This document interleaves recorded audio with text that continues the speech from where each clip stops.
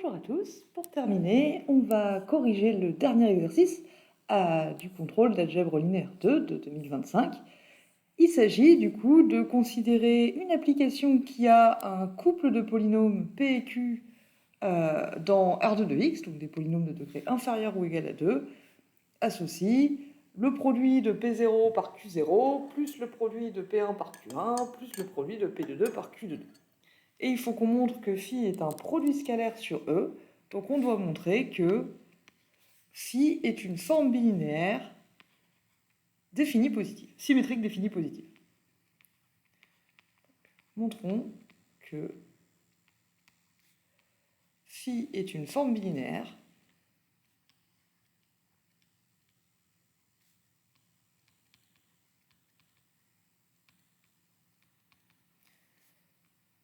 symétrique et définie positive.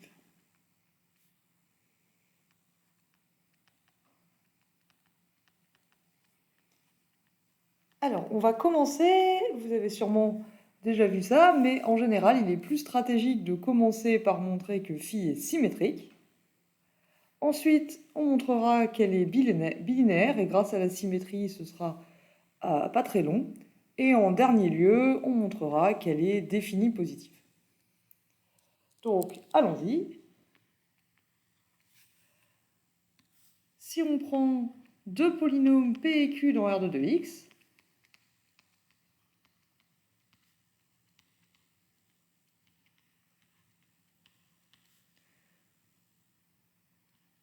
on a alors, si on calcule phi de QP, du coup, par définition de phi, c'est égal à Q de 0 fois P de 0, plus Q de 1 fois phi de 1, fois P de 1, excusez-moi, plus Q de 2 fois P de 2. Mais évidemment, Q de 0 fois P de 0, c'est la même chose que P de 0 fois Q de 0. Q de 1 fois P de 1, c'est pareil que P de 1 fois Q de 1. Et Q de 2 fois P de 2, c'est évidemment la même chose que P de 2 fois Q de 2. Donc le résultat est le même que si on avait calculé phi de PQ.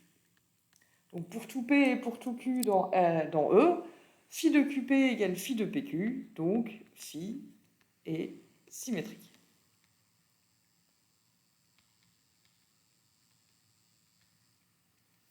Et c'est la première propriété qu'il nous fallait. Montrons maintenant que phi est bilinéaire.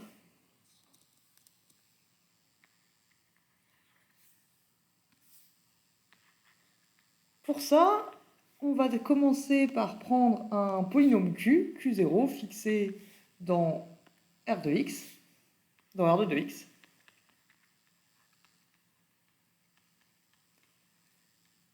Pour montrer que phi est bilinéaire, il faut qu'on montre que quand je fixe une des deux variables de phi, donc soit P soit Q, j'obtiens une application linéaire par rapport à l'autre variable. Donc ici, je vais fixer Q0 et je vais montrer que l'application qui a P associe phi de P Q0 est linéaire. Attention, ce n'est pas phi qui est linéaire, c'est phi considéré comme seulement une fonction de P, donc on fixe le Q, et quand on ne touche pas à Q, alors en faisant varier que le P, cette application est linéaire. Mais phi, par contre, n'est pas linéaire. Alors pour montrer que l'application qui a P associe phi de PQ0 est linéaire, ben, il faut que je prenne P1 et P2 dans R de x, deux polynômes, et un lambda dans R, et il nous faut calculer phi de P1 plus lambda P2 Q0.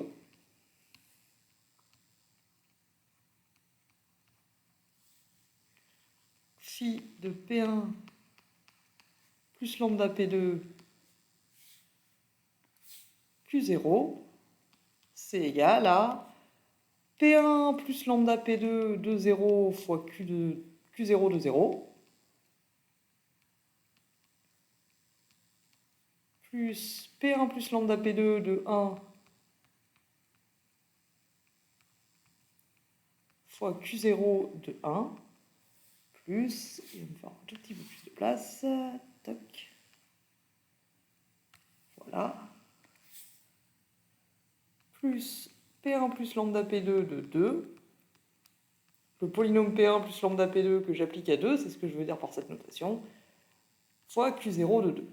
Maintenant, P1 plus lambda P2 de 0, bah c'est P1 de 0 plus lambda fois P2 de 0. Le polynôme P1 plus lambda P2 appliqué en 0, c'est pareil que le polynôme P1 en 0 plus lambda fois le polynôme P2 en 0. Évidemment, c'est la même chose pour les deux autres termes.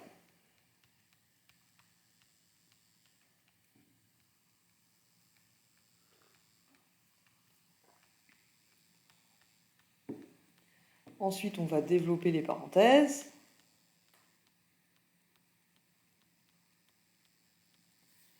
Et on a du coup P1 de 0 fois Q0 de 0, plus lambda fois P2 de 0, Q0 de 0, plus, je continue en dessous, hein, ça me prend plus de place, P1 de 1, pardon, fois Q0 de 1, plus lambda fois P2 de 1 fois Q0 de 1,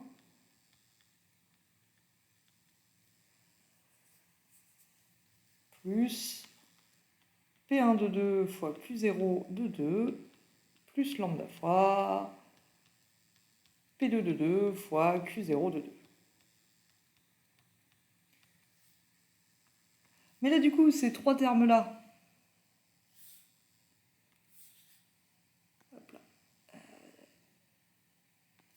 ces trois termes-là ici, en fait, c'est la même chose que phi de P1 Q0.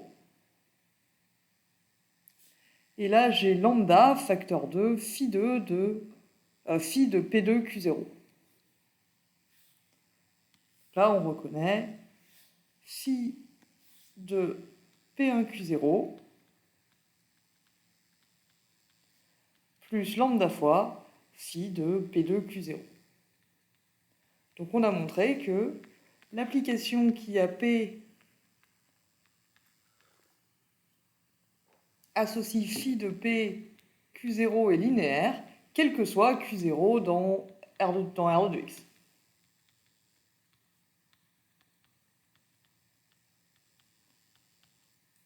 Et puisque phi est symétrique,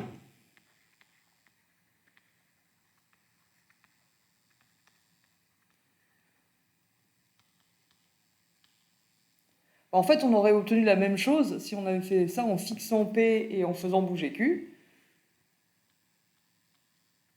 Donc on en déduit que, que pour tout P0 dans E, si on avait fixé le P0 à la place, on aurait obtenu la même chose. L'application qui a Q associe phi de P0 Q, elle aurait été linéaire aussi.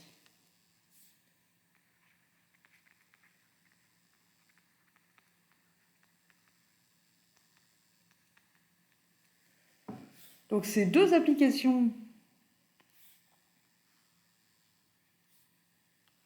sont linéaires, et ça, c'est la définition de la bilinéarité.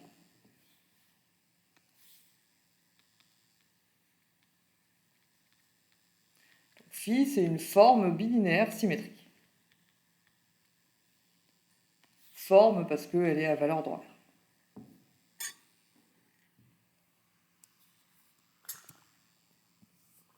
Et il nous reste à montrer que phi est définie positive. Pour ça, il faut qu'on calcule phi de P, donc on lui donne deux fois le même polynôme. Il faut qu'on vérifie que ça fait un nombre positif, et que ça ne peut faire 0 que si P égale 0. Or, si on prend du coup un polynôme P,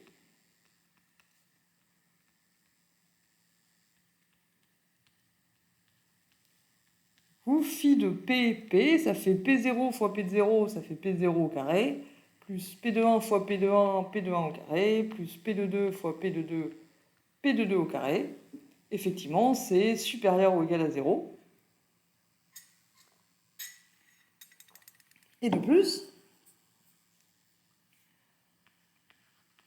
quand est-ce que ça fait 0?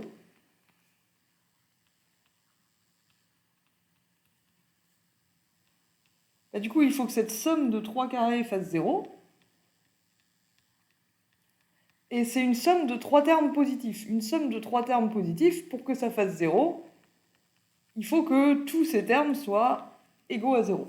Donc P de 0 doit être égal à 0. P de 0 au carré doit être égal à 0. P de 1 au carré aussi. P de 2 au carré aussi. Et d'un autre côté, si P de 0 au carré égale 0, bah du coup c'est forcément que P de 0 doit faire 0.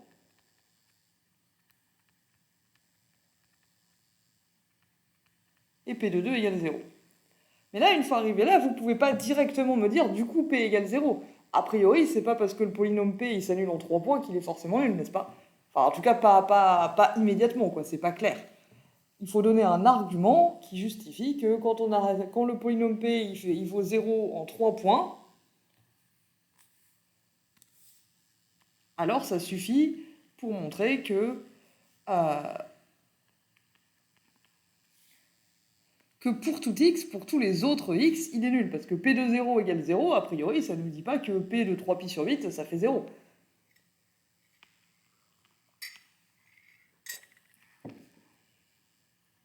Donc là, attention, il faut donner un argument,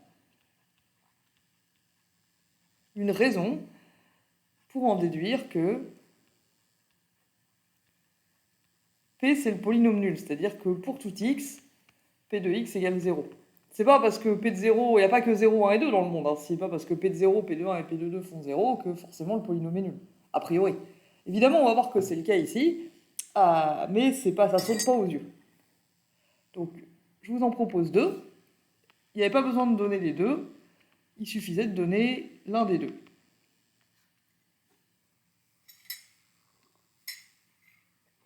Le premier argument, c'est de dire que P est un polynôme de degré 2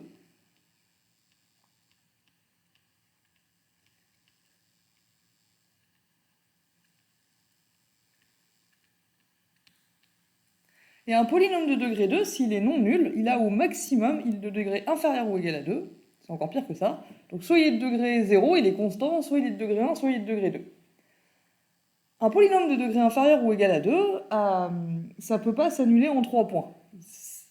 Si P est non nul, alors il a au maximum deux racines distinctes.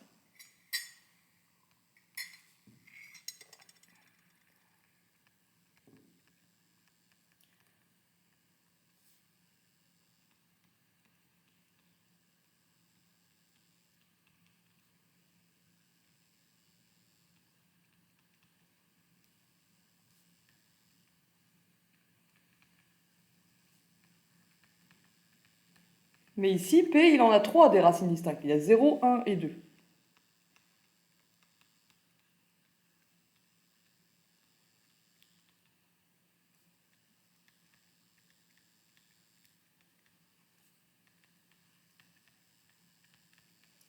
Donc la seule conclusion qu'on peut en tirer, c'est que P est le polynôme nul.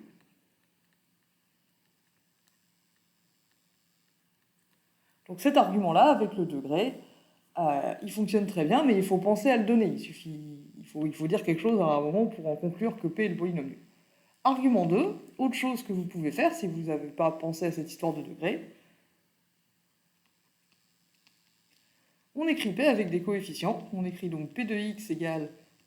un polynôme de degré inférieur ou égal à 2, c'est un ax2 plus bx plus c.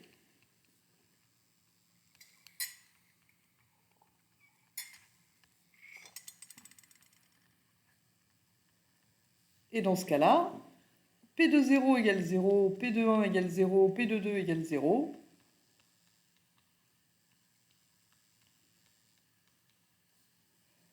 C'est pareil que de dire, donc P de 0, ça fait C, donc C égale 0. P de 1, ça fait A plus B plus C. Et P de 2, ça fait 4A plus 2B plus C. Ça nous fait un beau système linéaire. Alors C égale 0, ça c'est fait. Du coup, A plus B égale 0. Et 4A plus 2B égale 0.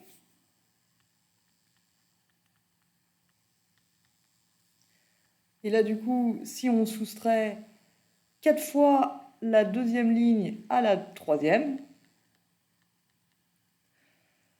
bah, du coup, ça nous fait, il n'y a plus de A, et on a moins 2B égale 0, si je dis pas de bêtises. Donc, avec ça, je vais juste décaler un peu tout ça pour avoir la place. Toc. Avec la collade, si ça ne te fait rien. Voilà. Excusez ce...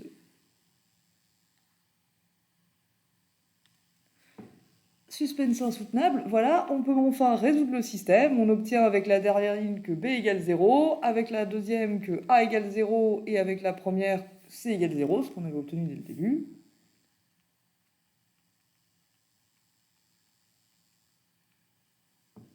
Et donc P, bah, du coup P c'est 0 fois x au carré plus 0 fois x fois plus 0, bah, P est donc le polynôme nul.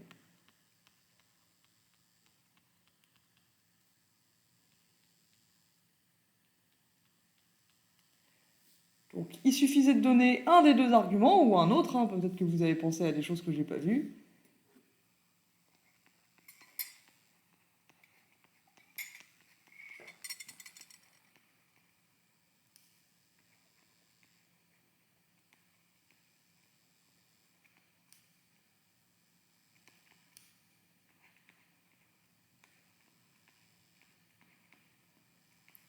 Donc là, quand je mets les deux arguments, je ne veux pas dire qu'il faut faire les deux forcément, ou que vous ne pouvez pas en faire d'autres. Je dis juste qu'il fallait donner une raison pour dire, pour passer de P de 0 égale 0, P de 1 égale 0 et P de 2 égale 0 à P c'est le polynôme nul, il fallait donner une raison pour laquelle on peut faire cette transition. Et voilà, ça c'est deux arguments possibles que vous pouviez donner. Il y en a peut-être d'autres, il suffisait de donner une des deux raisons.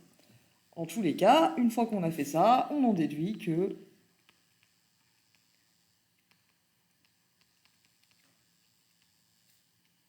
phi est définie positive, et du coup avec les trois points qu'on a montrés,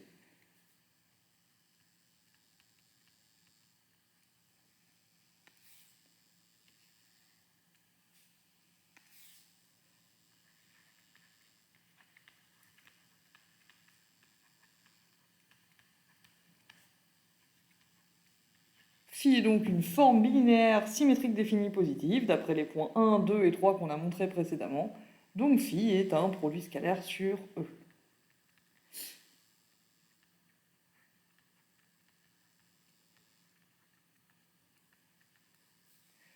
Et la dernière question, maintenant qu'on sait que phi est un produit scalaire, c'est de déterminer, pour ce produit scalaire, l'orthogonale de l'ensemble singleton P0. Et P0, cette fois, c'est un polynôme particulier, c'est le polynôme x-1 fois x-2. Hop là, pardon.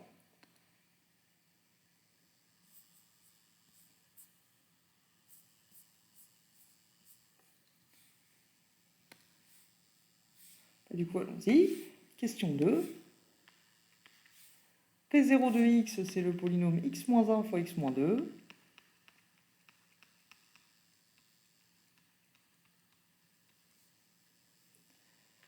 P0 orthogonal, c'est l'ensemble des polynômes, c'est l'ensemble des vecteurs de E, donc c'est un ensemble déjà, hein.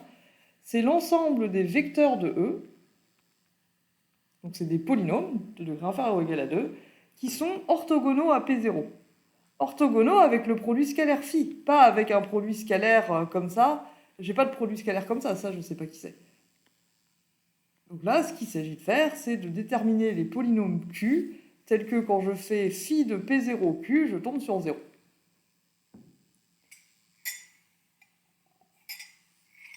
Alors allons-y, cherchons ça.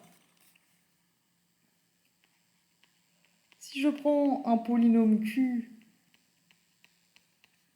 dans E, donc c'est à nouveau un polynôme de degré 2, à x2 plus bx plus c.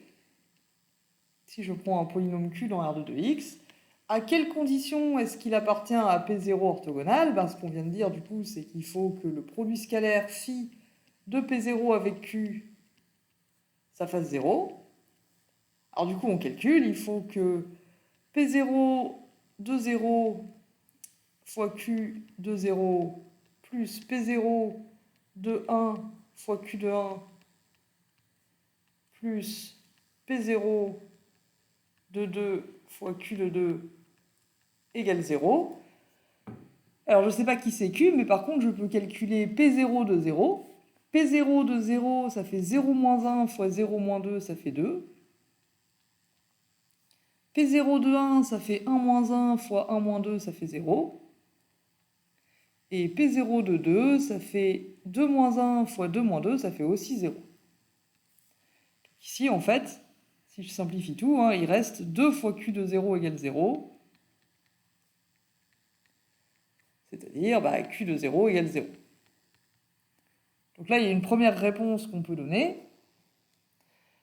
P0 orthogonal, singleton P0 orthogonal, c'est l'ensemble des polynômes Q dans E tels que Q de 0 égale 0. On peut aller plus loin en trouvant une base de P0 orthogonal. Comment on fait ça?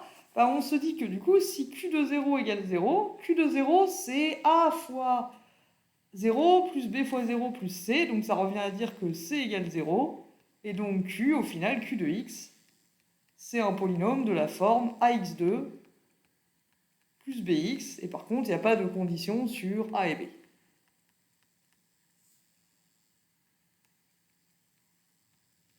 Autrement dit, un polynôme est dans P0 orthogonal s'il est dans le sous-espace vectoriel engendré par les polynômes x et x au carré.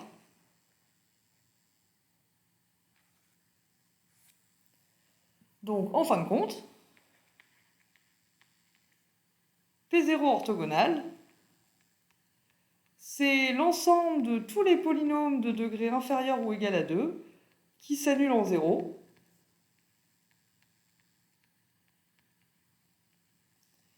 Et c'est aussi égal au sous-espace vectoriel engendré par les polynômes x et x au carré. Donc la famille x au carré engendre P0 orthogonal, et c'est une famille libre, parce que ces deux polynômes ne sont pas collinaires.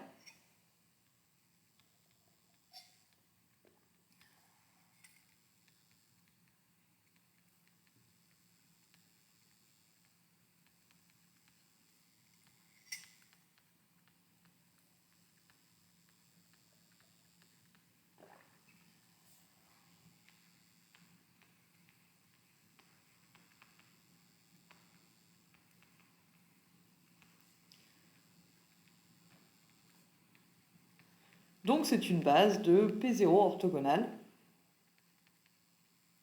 Et c'est tout ce qu'on nous demandait pour cette question. Et ça termine du coup la correction du contrôle d'algèbre binaire.